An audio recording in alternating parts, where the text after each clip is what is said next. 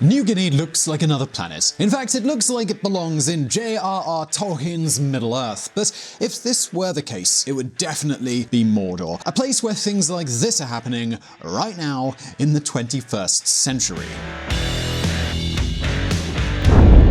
Missing explorer discovered in Papua New Guinea.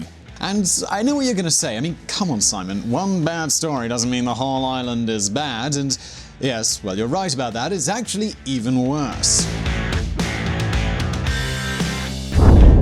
Papua New Guinea. Women and children killed in tribal massacre. And now you might be wondering, well, why on earth are we talking to you about New Guinea on VisualPolitik? What kind of political issues can they have going on? Well, believe me, there's a lot to talk about here.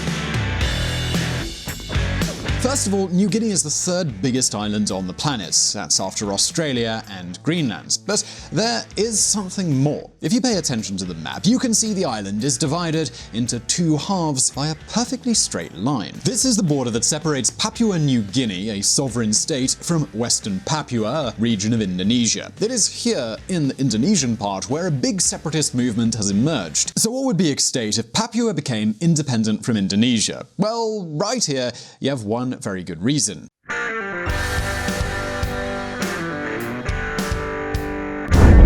Freeport's gold mine in Papua, largest in the world. Exactly. We're talking about gold, copper, and yes, oil and gas. Remember when I compared Papua to Mordor? Well, Papua even has its own Mount Doom, where you can make gold rings and various other things. This explains why Papuan nationalism is a headache for many. So today's question is, what do Papuans really want from Indonesia? Do they want to be their own country, or would they rather join their eastern neighbors? And can they get the sovereignty that they want? Today we're going to answer all of these questions, but before we do, let's take a look back at the history of this island. The island nobody cared about. Over the years, New Guinea was controlled by the United Kingdom, Germany, and the Netherlands. And I say controlled because New Guinea was considered so worthless that nobody was interested in turning it into a proper colony. Each of these European powers just planted a flag, created a harbour so they could control the sea routes surrounding the islands, and left it alone. But nobody really cared about what was going on the island itself. So most of the indigenous people of New Guinea didn't even realise they'd been conquered or colonised by anybody. So, of course, they kept their tribal system the same as they'd had it before. This also explains why nobody tried to take control of New Guinea during the period of decolonization. Basically, during the 1960s and 70s, all the European powers left the island and divided it into parts. The line that divides New Guinea is the 141st meridian. From this line to the east is Papua New Guinea, an independent sovereign country. From this line to the west, we have an Indonesian province. And you might be wondering, well, what were all of those tribes doing while this was happening? So as I said earlier, many of them had no idea about any of these political maneuvers. Most of them didn't even see European people in their day-to-day lives. For example, the Dani is one of the biggest Papuan ethnicities. They've been living in a bit of a Stone Age existence until 1938, when a plane flew over the Great Dani Valley. And this was the first contact that this tribe had with people from outside the tribe. This is far from a tiny minority group. Dani tribes are estimated to have more than 200,000 people, and they represent about 5% of the Indonesian Papuan population. Technically, they're Indonesian, but many of them are not even aware of this. And you might think that by now, 2019, things would have changed. Civilization and internet connections are everywhere, right? Well, actually no. Just look at this news story.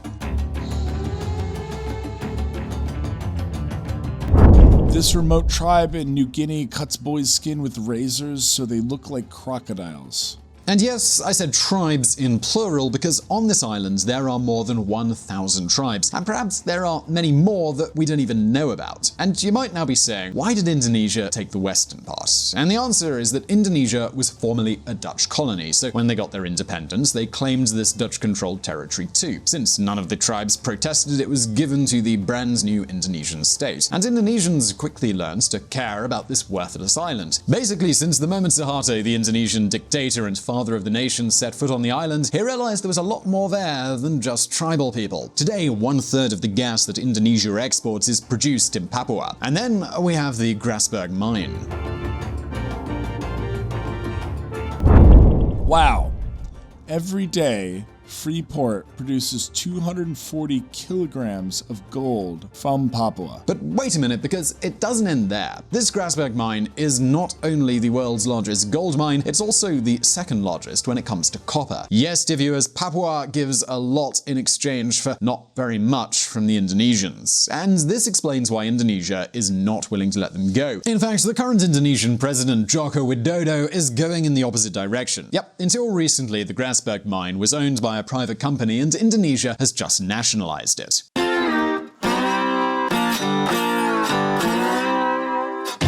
Indonesia wrests control of Freeport's Grasberg mine, ending long battle.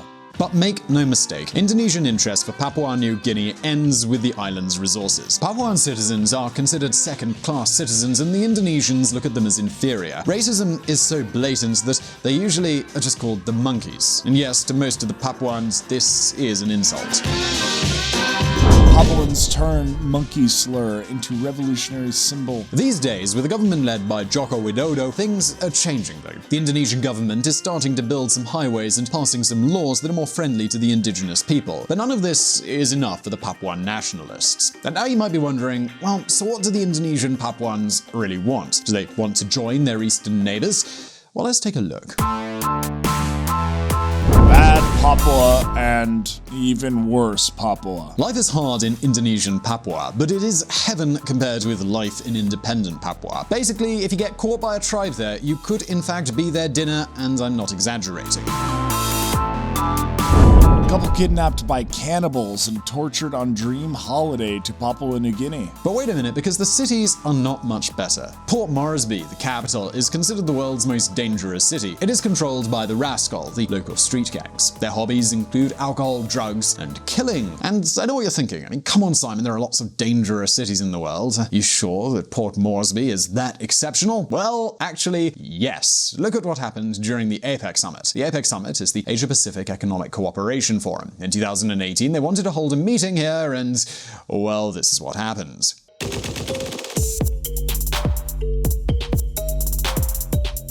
Papua New Guinea hosts APEC CEO Summit on cruise ship. Yep, no matter how many security companies and bodyguards they hired, politicians said they would not set foot on land there. So the whole event had to be held on a cruise ship docked next to the coast. Extreme poverty rates in Papua New Guinea are as high as 40%. In comparison, the rate in neighboring Indonesia and Papua is 25%. Elsewhere in Indonesia, it drops to about 6%. Of course, we should take all of these statistics with a pinch of salt, because as you can imagine, there are many areas on this island where nobody can collect any reliable data.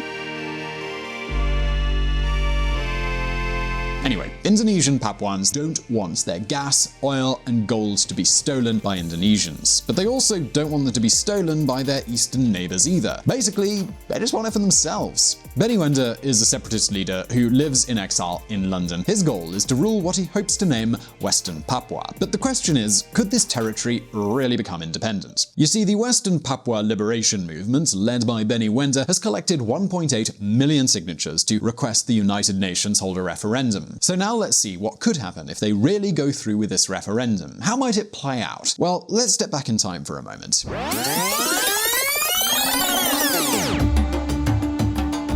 The NOKEN system. We said that nobody really protested when Western Papua fell into Indonesian hands. Well, this isn't exactly true. As we told you earlier, Indonesian Papua was controlled by the Netherlands. After World War II, Indonesia became independent and wanted to have Papua as part of their territory, but the Dutch said this made no sense. Think about it. There are more than 3,500 kilometers between Jakarta and Papua. They don't have any economic, historical, or cultural links. So in order to solve this problem, they decided to hold a referendum. The problem? Well, good luck trying to have free, fair, and transparent elections in a place with 1,000 tribes. The 1969 referendum, also known, ironically perhaps, as the Free Election Act, was frankly a charade. Theoretically, 800,000 Papuans were eligible to vote, but only 1,000 people, conveniently selected by the Indonesian army, ended up voting, and they did it by raising their hands. What's more, his troops made sure that there was only one option to choose from. So of course, the result of the referendum was a unanimous cry to become part of Indonesia. But I know what you're thinking. Back then, Indonesia was under the dictatorship of Sukarno. You can't expect a dictator to organize free and fair elections. But now things are different. Indonesia is a democracy, and that should be true for Papua as well. Nevertheless, the problem is still the same. How can you organize elections in such a tribal country? Here is where the NOKEN system comes into the picture. NOKEN means, in some Papuan dialects, bag. Basically, the tribal chiefs go to the electoral body with a bag full of votes and they say, "This is what my people voted." In some cases, there isn't even a bag. The electoral body just go to the tribal chief and ask directly. "So, who are you going to vote for in the next elections?" "I don't know, man. Like, the dude in the poster? From one of the posters? Like, the green one, dude?" "Ah, yes, jolly good. Green." "And, how many people do you have in your tribe?" "People? 300? Like, maybe 300 and some goats?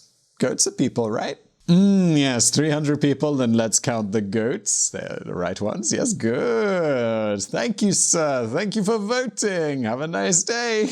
As you can imagine, with such a well-organized system, it is no surprise that the current Indonesian president, Joko Widodo, won a landslide victory in New Guinea by having even more votes than voters. Don't forget the goats.